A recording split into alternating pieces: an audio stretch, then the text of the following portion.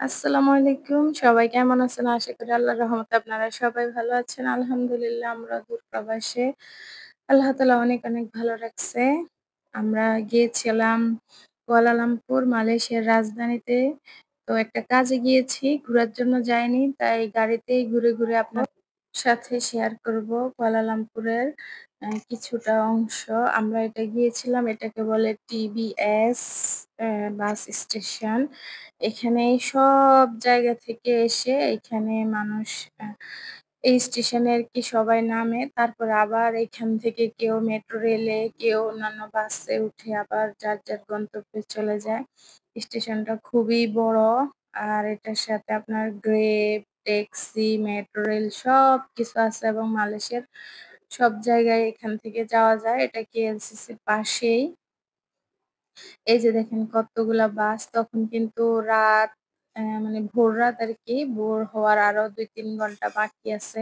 রাত মনে হয় তখন ৪টা। তো আমরাও গিয়েছিলাম কিছুক্ষণ আগেই ওখানে। তো এই যে দোতলা বাস আসতেছে।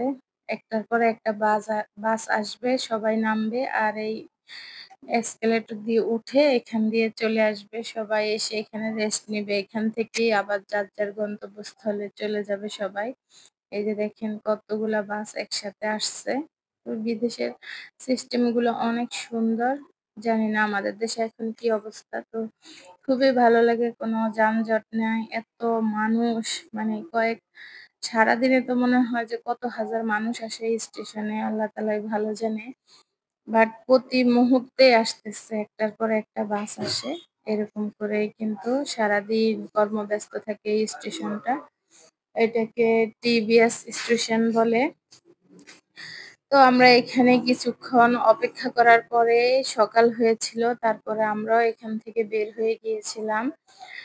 আর এই পর্যন্ত যারা আমার সাথে আছেন অবশ্যই একটা লাইক দিয়ে দিবেন। লাইক দিয়ে ভিডিওটা কন্টিনিউ করবেন। আজকে ছোট্ট করে আপনাদের সাথে শেয়ার করব কুয়ালালামপুর শহর। আর এই যে আমার টুনটুনি বসে আছে, ঘুম আসতেছে। মানে ভোর রাত্রে গিয়েছি, তখন চোখে সবারই অনেক ঘুম আসতেছিল। তো আমরা চেয়ারে বসে, বসে অপেক্ষা করতেছি সকাল হওয়ার জন্য। এই যে আরেফিনের আব্বু মাসাজ করতেছে, মাসাজ চেয়ারে। তারপরে আরেফিনও বসছিল। এভাবে আস্তে, আস্তে সময়টা কাটালাম। যে আপনাদের সাথেও শেয়ার করলাম। মনে পড়ল যে একটু শেয়ার করি আপনাদের সাথে সেই কর্মব্যস্ত টিভিএস স্টেশন মালয়েশিয়ার। এই যে আমার ছেলে, এখন প্রায় সকাল হয়ে গেছে। এখন আমরা বের হয়ে যাব। ঘুমে সবাই অনেক ক্লান্ত হয়ে গেছি কিন্তু। তো যাই হোক আমরা এখন আস্তে, আস্তে আমাদের গন্তব্যস্থলে যাব আর আপনাদের সাথে শেয়ার করব বাহিরের কিছু অংশ। আজকে গাড়ির মধ্য থেকে শেয়ার করতে হয়েছে। যেহেতু আমরা কাজে গিয়েছি, যেই কাজে গিয়েছি সেখানে কাজ সেরে আবার চলে আসতে হয়েছে। ঘোরাঘুরি করার সময় পাইনি। এই যে দেখেন মালয়েশিয়ার হাইওয়ে গুলার পাশে কিরকম জঙ্গল থাকে।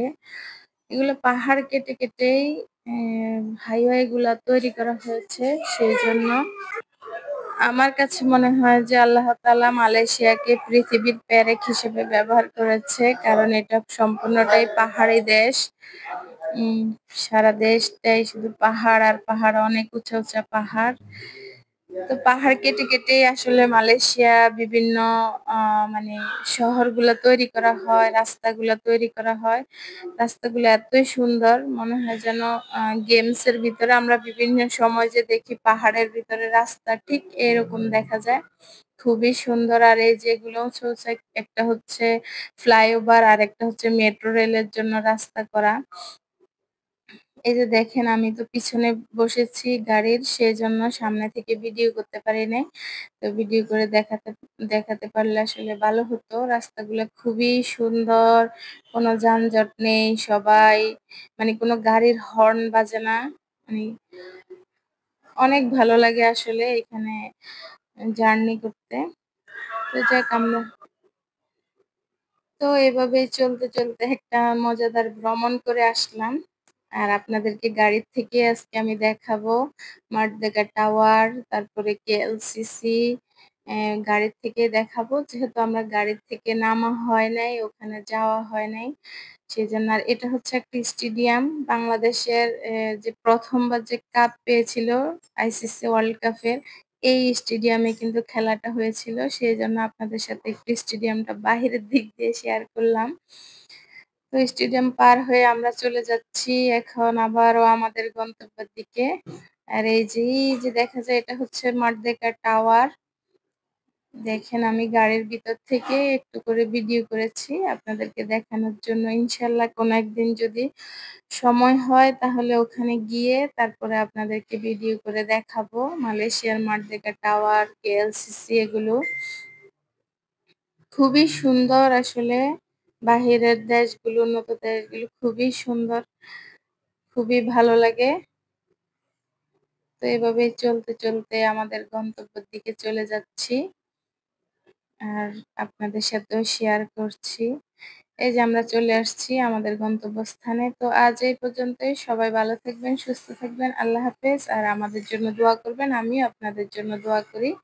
ওকে, আসসালামু আলাইকুম ওয়া রাহমাতুল্লাহি ওয়া বারাকাতুহু।